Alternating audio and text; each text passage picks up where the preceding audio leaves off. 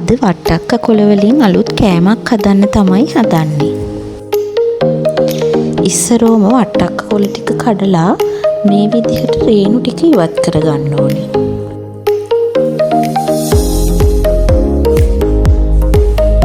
වතුරට ලුණු ටිකක් දාලා වට්ටක්ක කොළ ටික හොඳට හොදගත්තා. ලුණු ටිකක් නයි මිරිස් ටිකක් කපලා පැත්තකින් තියාගත්තා. මම දැන් පොල් කිරි ටිකක් මිරික ගන්නවා. මේ තියෙන්නේ හාල් පිටි. හාල් පිටියකට ලුණු කුඩු ටිකක්, කහ කුඩු ටිකක්,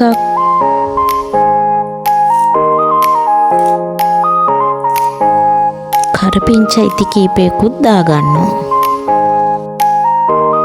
ඊට පස්සේ අපි කපාගත්ත ලුණු මිරිස් ඒකටම බිත්තරේකුත් දාලා හොඳට කලවම් කරගන්නවා.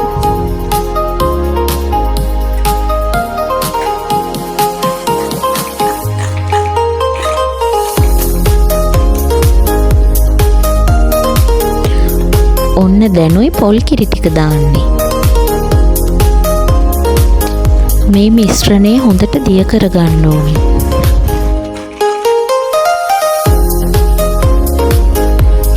අපි හදාගත්ත මිශ්‍රණය මේ වට්ටක්ක කොළවල හොඳින් තවර ගන්නවා.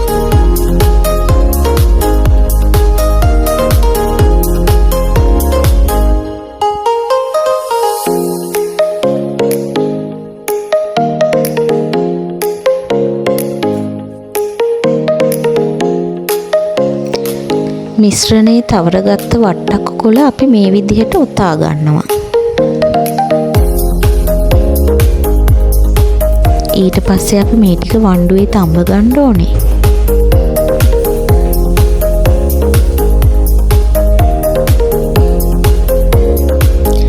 දැන් තියෙන්නේ වණ්ඩුවේ තඹ ගත්ත වට්ටක්කා ටික මේ විදිහට කෑලි කපා ගන්න.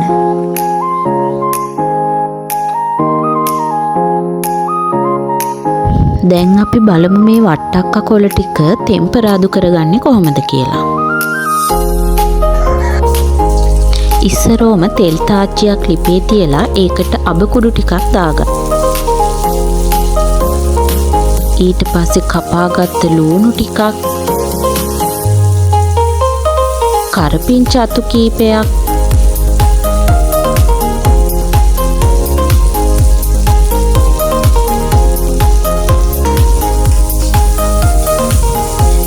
කහ කුඩු ටිකක්,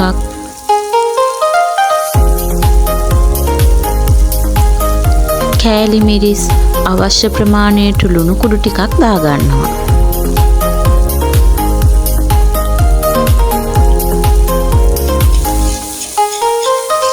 ඊට පස්සේ මේ ටික හොඳට තෙලේ රත් වෙනකන් හොඳින් කලවම් කරගන්න ඕනේ.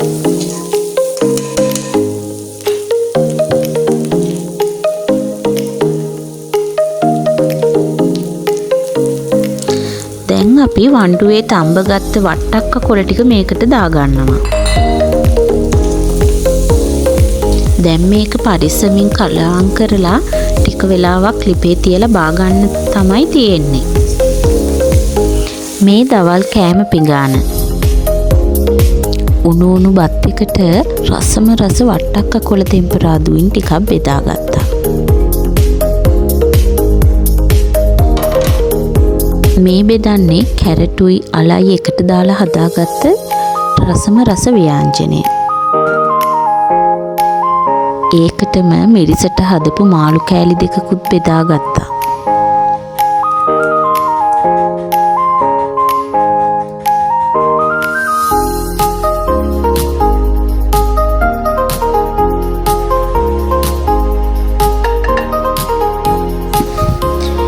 මේ කොච්චි සුවඳ කොච්චි සම්බෝල.